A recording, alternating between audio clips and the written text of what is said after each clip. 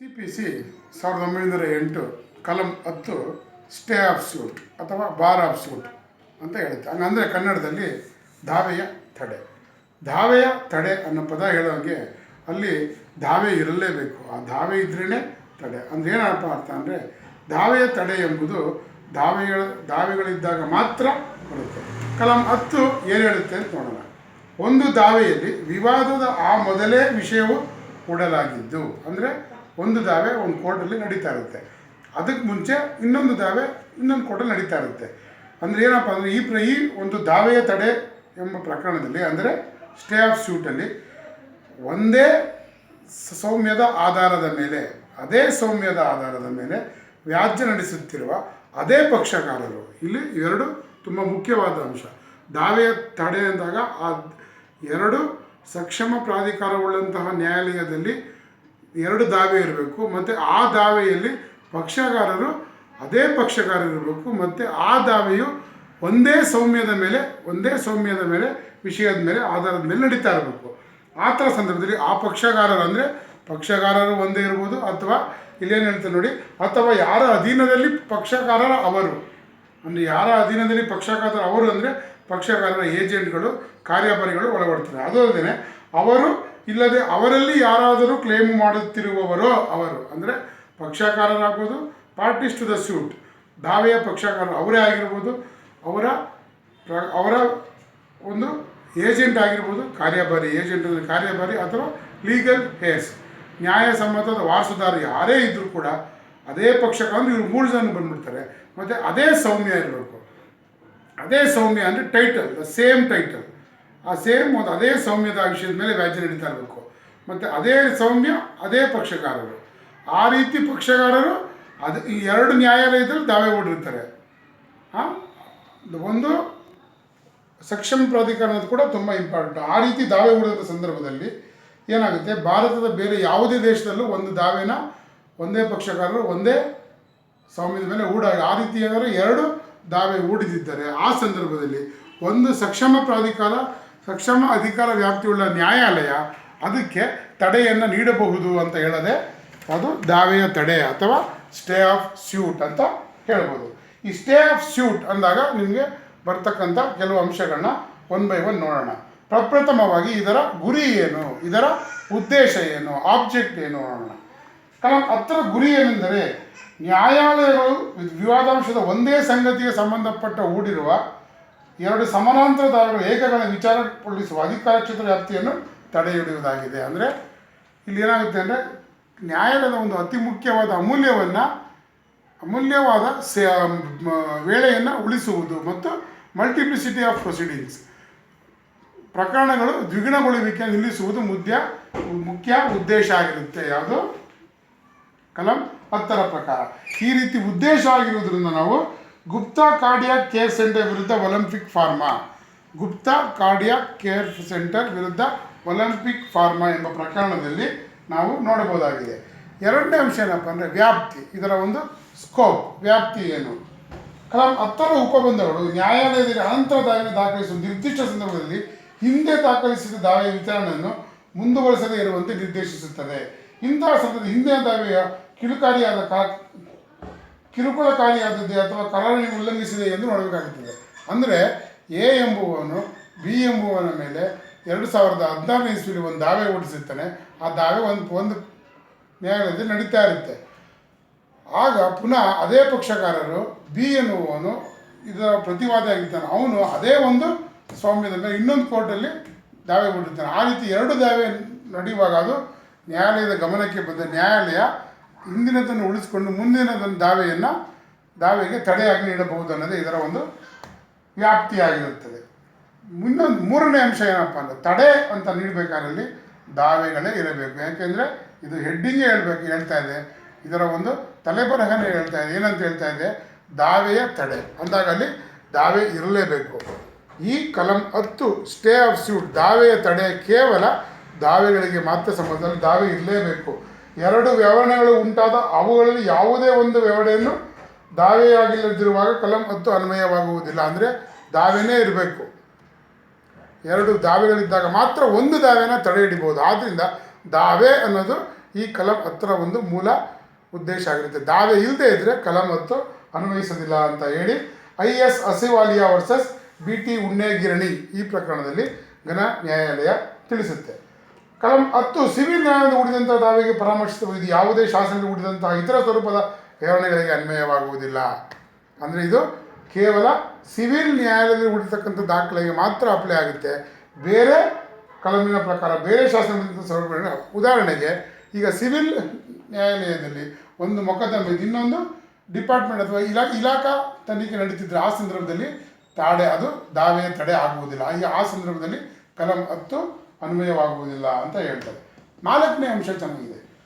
ನ್ಯಾಯಾಲಯ ತನ್ನ ಅಂತರ್ಗತವಾದ ಅಧಿಕಾರ ವ್ಯಾಪ್ತಿಯನ್ನು ಚಲಾಯಿಸುವ ಸಂದರ್ಭದಲ್ಲಿ ಕಲಂ 10 ತೊರೆದು ಶೀಘ್ರಪಥ ಅನುಸರಿಸಬಹುದೇ. ಅಂದರೆ 151 ಏನಿರ್ತದೆ ಅಂತರ್ಗತ ಅಧಿಕಾರ ವ್ಯಾಪ್ತಿ, ನ್ಯಾಯಾಲಯದ ಅಂತರ್ಗತ ಅಧಿಕಾರ, inherent powers of the court ಬಗ್ಗೆ ಹೇಳುತ್ತೆ. ಆ 151ರ ಪ್ರಕಾರವಾಗಿ ನಾವು ಕಲಂ 10 ಉಪಯೋಗಿಸಬಹುದೇ ಅಂತ ಕೇಳಿದಾಗ ಕಲಂ 10ರಲ್ಲಿ ಹೇಳಿದಂತಹ ಕಾನೂನಿನ ಉಪಬಂಧಗಳು ನ್ಯಾಯಾಲಯಕ್ಕೆ ಬದ್ಧವಾಗಿರುತ್ತವೆ. ಆದ್ದರಿಂದ ಕಲಂ 151 ಅಡಿಯಲ್ಲಿ ಅಂತರ್ಗತ ವ್ಯಾಪ್ತಿಯನ್ನು ಚಲಾಯಿಸುವಲ್ಲಿ ಯಾವುದೇ ನ್ಯಾಯಾಲಯವು ಶೀಘ್ರ ಪಥವನ್ನು ಅನುಸರಿಸಲಾಗದು. ಕಲಂ 151ರ ಪ್ರಕಾರವಾಗಿ ನಡ್ಕೊಂಡು ಹೋಗ್ತಿರ್ಬೇಕಾದ್ರೆ ಕಲಂ 10 ಅನ್ವಯಿಸೋಕ್ಕೆ ಬರೋದಿಲ್ಲ ಅಂತ ಒಂದು ಅಂಶ ಹೇಳುತ್ತೆ. ಇನ್ನೊಂದು, ಈ ರೀತಿ ಸ್ಟೇ ಆಫ್ ಸ್ಯೂಟ್, ದಾವೆಯ ತಡೆ ಎಂಬುದು ಒಂದು ಹಕ್ಕೆ ಅಂತ ಪ್ರಶ್ನೆ ಬರುತ್ತೆ. ಆವಾಗೇನಾಗುತ್ತೆ, ಹಿಂದೆ ಹೂಡಿದಂತಹ ದಾವೆಯು ತೀರ್ಮಾನವಾಗುವವರೆಗೆ ನಂತರ ದಾವೆಯನ್ನು ತಡೆಯುವುದು ಕೇವಲ ವ್ಯವಹರಣೆಯ ಒಂದು ನಿಯಮ ಮಾತ್ರವಾಗಿದೆ, ಯಾವುದೇ ಪಕ್ಷಕ್ಕೆ ಸಂಬಂಧ ಹಕ್ಕನ್ನು ಉಂಟು ಮಾಡುವುದಿಲ್ಲ. ಅಂದರೆ ಏನಪ್ಪ ಅಂದರೆ ದಾವೆಯ ತಡೆ ಎನ್ನುವುದು ಕೇವಲ ಒಂದು ವ್ಯವಹರಣೆಯ ನಿಯಮ. It is the rule of the proceeding. ಅದು ನ್ಯಾಯಾಲಯದಲ್ಲಿ ನಡೀತಕ್ಕಂಥ ವ್ಯವಹರಣೆ ನಿಯಮ ಆಗಿರೋದ್ರಿಂದ ಅಲ್ಲಿ ಯಾವುದೇ ಒಂದು ಪಕ್ಷಕಾರಿ ಆಗಲಿ, ಅದು ವಾದಿಗಾಗಲಿ ಅಥವಾ ಪ್ರತಿವಾದಿಗಾಗಲಿ, ಅದು ಹಕ್ಕಿನ ರೂಪದಲ್ಲಿ ದೊರೆಯುವುದು. ಅದು ಕೇವಲ ನ್ಯಾಯಾಲಯದ ವ್ಯವಹರಣೆಯ ಒಂದು ನಿಯಮ ಆಗಿರುತ್ತೆ. ಇನ್ನೊಂದು 6ನೇ ಅಂಶ ಏನಪ್ಪ ಅಂದರೆ ಕಲಂ 10ಕ್ಕೆ ಬೇಕಾದಂಥ ಅಗತ್ಯತೆಗಳೇನು ಅಂದರೆ ರಿಕ್ವೈರ್ಮೆಂಟ್ಸ್, ವ್ಯಾಲಿಡ್ ರಿಕ್ವೈರ್ಮೆಂಟ್, ಸಿದ್ಧವಾದಂಥ ಅಗತ್ಯತೆಗಳು ಯಾವ್ಯಾವುದು ಅಂತ ನೋಡೋಣ. ಕಲಂ 10ರ ಷರತ್ತುಗಳೇನೆಂದರೆ ಅಥವಾ ಷರತ್ತು ಅಂತ ಹೇಳ್ಬೋದು. ಯಾವುದೆಂದರೆ ಮೊದಲನೇದಾಗಿ 2 ದಾವೆಯ ಸಂಗತಿಗಳು ಇಂದಿನ ದಾವೆಯ ವಿವಾದಾಂಶಗಳಿಗೆ ನೇರವಾಗಿ ಪ್ರಧಾನವಾಗಿ ಸಂಬಂಧವಾಗಿರಬೇಕು. ಅಂದರೆ ಸ್ಟೇ ಆಫ್ ಸೂಟ್ ಅಪ್ಲೈ ಆಗೋದು ಕೇವಲ ಒಂದೇ ಸೌಮ್ಯಕ್ಕೆ ಸಂಬಂಧಪಟ್ಟಂಗೆ ಒಂದೇ ಪಕ್ಷಗಾರರು 2 ದಾವೆ ಹೂಡಿದಾಗ ಮಾತ್ರ ಅನ್ವಯಿಸುತ್ತೆ. ಆದ್ದರಿಂದ ಅಲ್ಲಿ ವಿವಾದದ ಸಂಗತಿ, ವಿವಾದಾಂಶ ಅಂತೀವಲ್ಲ, ಇಶ್ಯೂಸ್, ದಾವೆಯ ವಿವಾದಾಂಶಗಳು ನೇರವಾಗಿ ಮತ್ತು ಪ್ರಧಾನವಾಗಿ ಸಂಬಂಧಪಟ್ಟಿರಬೇಕು. ಆ 2 ದಾವೆ ಇರತಕ್ಕಂಥದ್ದು ಮುಂದಿನ ದಾವೆಯ ವಿವಾದಾಂಶಗಳು ಹಿಂದೆ ಹೂಡಿರ್ತಕ್ಕಂಥ ದಾವೆಯ ವಿವಾದಾಂಶಗಳಿಗೆ ನೇರವಾಗಿ ಮತ್ತು ಪ್ರಧಾನವಾಗಿ ಸಂಬಂಧಪಟ್ಟಿದ್ದರೆ ಮಾತ್ರ ಕಲಂ 10 ಅನ್ವಯ ಆಗುತ್ತೆ. ಇದು ಮೊದಲ ಒಂದು ಷರತ್ತು, ಮೊದಲ ಒಂದು ಕಂಡೀಷನ್. ಅದಕ್ಕೆ ಕಲಂ 10ಕ್ಕೆ ಏನು ವಿವಾದಾಂಶಗಳು, ದಾವೆಯ ವಿವಾದಾಂಶಗಳು ಒಂದಕ್ಕೊಂದು ನೇರವಾಗಿ ಮತ್ತು ಪ್ರಧಾನವಾಗಿ ಸಂಬಂಧಪಟ್ಟಿರಬೇಕು. ಆವಾಗ ಮಾತ್ರ ಕಲಂ 10 ಬರುತ್ತೆ. 2ನೇ ಷರತ್ತು ಏನಪ್ಪ ಅಂದರೆ ಹಿಂದಿನ ದಾವೆಯು ಅದೇ ನ್ಯಾಯಾಲಯದ ಅಥವಾ ಭಾರತದ ಯಾವುದೇ ನ್ಯಾಯಾಲಯದಲ್ಲಿ ವಿಚಾರಣೆಗಾಗಿ ಕಾಯ್ದಿರಿಸಬೇಕು. ಅಂದರೆ ಹಿಂದಿನ ದಾವೆ ಈಗ ನಾವು ಮುಂದೆ ಯಾವ ದಾವೆ ಹೂಡ್ತೀವಿ ಅದ್ರ ಹಿಂದೆ ಹೂಡ್ತೀವಲ್ಲ ಆ ದಾವೆಯು ಅದೇ ನ್ಯಾಯಾಲಯದಲ್ಲಿ ಇನ್ನೊಂದು ದಾವೆ ಹೂಡಬಾರ್ದು, ಅಥವಾ ಭಾರತದ ಯಾವುದೇ ನ್ಯಾಯಾಲಯದಲ್ಲಿ ಇನ್ನೊಂದು ದಾವೆನ ಹೂಡಿರಬಾರ್ದು ಅಂತ ಹೇಳುತ್ತೆ. ಸೊ ಇದು ಭಾರತದ ನ್ಯಾಯಾಲಯಗಳಿಗೆ ಮಾತ್ರ ಸಂಬಂಧಪಟ್ಟಂತಹ ಕಾನೂನು. ಅದು 2ನೇ ಅಂಶ. 3ನೇ ಅಂಶ, ಹಿಂದಿನ ದಾವೆ ಯಾವುದೇ ನ್ಯಾಯಾಲಯದ ವಿಚಾರಣೆಗೆ ಕಾಯ್ದಿರಿಸಿದಾಗ ಅಂತಹ ನ್ಯಾಯಾಲಯವು ನಂತರ ಹೊಡಿಸಿದ ದಾವೆ ವಿಚಾರಣೆ ನಡೆಸಲು ಸಕ್ಷಮತೆ ಹೊಂದಿರಬೇಕು. ಅಂದರೆ ಜೂರಿಸ್ಡಿಕ್ಷನ್, ಅಂದರೆ ಸಕ್ಷಮ ಕಾಂಪಿಟೆಂಟ್ ಕೋರ್ಟ್. ಯಾವ ವ್ಯಕ್ತಿ ಒಂದು ದಾವೆ ಹೂಡಿ ಇನ್ನೊಂದು ದಾವೆ ಹೂಡಿರ್ತಾನೆ ಆ ಒಂದು ನ್ಯಾಯಾಲಯದ ಸಕ್ಷಮ ಪ್ರಾಧಿಕಾರ ಕೂಡ ಒಂದೇ ಥರ ಇರಬೇಕು. ಬೇರೆ ಬೇರೆ ಜೂರಿಸ್ಡಿಕ್ಷನ್ ಸಕ್ಷಮ ಪ್ರಾಧಿಕಾರ ಇಲ್ಲ ಅಂದ್ರಲ್ಲಿ ಕಲಂ 10 ಅನ್ವಯವಾಗುವುದಿಲ್ಲ ಅಂತ ಹೇಳಿ CL ಟಂಡನ್ ವಿರುದ್ಧ ಪ್ರೇಮ್ಲಾಲ್ ಸಿಂಗ್ ಪ್ರಕರಣದಲ್ಲಿ ಘನ ನ್ಯಾಯಾಲಯ ತೀರ್ಪನ್ನು ನೀಡಿದೆ. ಮುಂದಿನ ಅಂಶ 7ನೇ ಅಂಶ ಏನಪ್ಪ ಅಂದರೆ ವಾದಪತ್ರ ಮತ್ತು ಪ್ರತಿವಾದ ಪತ್ರ ಪ್ರತಿಗಳು ದಾಖಲಿಸಬೇಕೇ ಅಂತ ಪ್ರಶ್ನೆ ಬರುತ್ತೆ. ಈ ಕಲಮಿನ ಪ್ರಕಾರ ಕಲಂ 10ರ ಪ್ರಕಾರ ಅಂದರೆ ದಾವೆಯ ತಡೆಗೆ ಹೇಳಬೇಕಾದ್ರೆ ವಾದಪತ್ರ ಪ್ರತಿವಾದ ಪತ್ರಗಳನ್ನು ದಾಖಲಿಸುವುದು ಅರ್ಜಿ ವಜಾಗೊಳಿಸಲು ಕಾರಣವಾಗುವುದಿಲ್ಲ. ಒಂಥರ ಸ್ಟೇ ಆಫ್ ಸ್ಯೂಟ್ಗೆ ದಾವೆ ತಡೆಗೆ ಅರ್ಜಿ ಸಲ್ಲಿಸಿದಾಗ ಸಾಮಾನ್ಯವಾಗಿ ವಾದಪತ್ರ ಮತ್ತು ಪ್ರತಿವಾದವನ್ನು ಸಲ್ಲಿಸುವ ವಾಡಿಕೆ ಆಗಿರುತ್ತೆ. ಆದರೆ ಕಡಾಖಂಡಿತವಾಗಿ ಸಲ್ಲಿಸಲೇಬೇಕು, ಅಥವಾ ಅದು ಸಲ್ಲಿಸದೇ ಇದ್ದರೆ ಅರ್ಜಿನ ವಜಾ ಮಾಡೋಕ್ಕೆ ಆಗೋದಿಲ್ಲ. ಸಲ್ಲಿಸ್ಬೋದು, ಬಿಡ್ಬೋದು ಅಂತೇಳಿ VP ವೃಂದಾ ವಿರುದ್ಧ K ಇಂದಿರಾದೇವಿ ಪ್ರಕರಣದಲ್ಲಿ ಘನ ನ್ಯಾಯಾಲಯವು ತೀರ್ಪನ್ನು ನೀಡಿರುತ್ತೆ. ಆದ್ದರಿಂದ ಇಲ್ಲಿ ಒಂದು ದಾವೆಯ ತಡೆಗೆ ಅರ್ಜಿ ಸಲ್ಲಿಸುವಾಗ ಕಲಂ 10 ಮುಖಾಂತರ ಒಂದು ದಾವೆಯ ತಡೆಗೆ ಅರ್ಜಿಯನ್ನು ಸಲ್ಲಿಸುವಾಗ ವಾದ ಮತ್ತು ಪ್ರತಿವಾದದ ಪ್ರತಿಗಳನ್ನು ಲಗತ್ತಿಸುವುದು ಕಡ್ಡಾಯವಾಗಿರುವುದಿಲ್ಲ ಅಂತ ಹೇಳಿದೆ ಘನ ನ್ಯಾಯಾಲಯ. ನ್ಯಾಯಾಲಯ ಸಕ್ಷಮತೆ, ಕಾಂಪಿಟೆನ್ಸ್ ಆಫ್ ಕೋರ್ಟ್. ಇಲ್ಲಿ ಎರಡೂ ನ್ಯಾಯಾಲಯಗಳಲ್ಲಿ ಅಧಿಕಾರ ವ್ಯಾಪ್ತಿ ಒಂದೇ ಆಗಿರಬೇಕು. ಅದು ಅಧಿಕಾರ ವ್ಯಾಪ್ತಿ ಬೇರೆ ಬೇರೆ ಆಗಿದರೆ ಆ ರೀತಿ ಅದು ಬರೋದಿಲ್ಲ. ಭಾಗಶಃ ತಡೆ. ಭಾಗಶಃ ತಡೆ ಕಲಂ ಏನು ಹೇಳುತ್ತೆ ಅಂದರೆ ಪಾರ್ಷಿಯಲ್ ಸ್ಟೇ ಅಂದರೆ ತಡೆ ಎನ್ನುವುದು ಸಂಪೂರ್ಣವಾಗಿ ಕೊಡಬಹುದೇ ಅಥವಾ ಭಾಗಶಃ ಕೊಡಬಹುದೇ. ನ್ಯಾಯಾಲಯವು ದಾವಲೆಯ ವಿವಾದಾಂಶಗಳ ಸಂಗತಿಗಳನ್ನು ಸಂಬಂಧವಾಗಿ ಭಾಗಶಃ ತಡೆಯಾಜ್ಞೆಯನ್ನು ಕಾನೂನು ರೀತ್ಯ ಹೊರಡಿಸಲು ಅಧಿಕಾರ ಹೊಂದಿದೆ ಅಂತ ಹೇಳಿ SK ರುಕ್ಬಾ ಆ್ಯಂಡ್ ಕಂಪನಿ ವಿರುದ್ಧ ನಾವಲ್ ಕಿಶೋರ್ ಕಂಪನಿಯಲ್ಲಿ ತಿಳಿಸುತ್ತೆ. ಅದೇನಪ್ಪ ಅಂದರೆ ದಾವೆಯ ತಡೆ ಭಾಗಶಃವಾಗಿರಬಹುದು ಅಥವಾ ಸಂಪೂರ್ಣವಾಗಿರಬಹುದು ಅಂತ ಹೇಳುತ್ತೆ. 10ನೇದು ಏನು ಹೇಳುತ್ತೆ ಅಂದರೆ ತಡೆ ಮಧ್ಯಂತರ ವ್ಯವಹಾರಗಳನ್ನು ಮುಂದುವರಿಸಬಹುದೇ. ಕಲಂ 10ರ ಪ್ರಕಾರವಾಗಿ ದಾವೆಯ ಸಂಬಂಧ ತಡೆಯಾಜ್ಞೆ ನೀಡಿರುವಾಗ ಸ್ವೀಕೃತನ ನೇಮಕಕ್ಕಾಗಿ ಅರ್ಜಿಯನ್ನು ಸಲ್ಲಿಸಲಿಕ್ಕೆ ನಿರಾಕರಿಸುವಂತಿಲ್ಲ.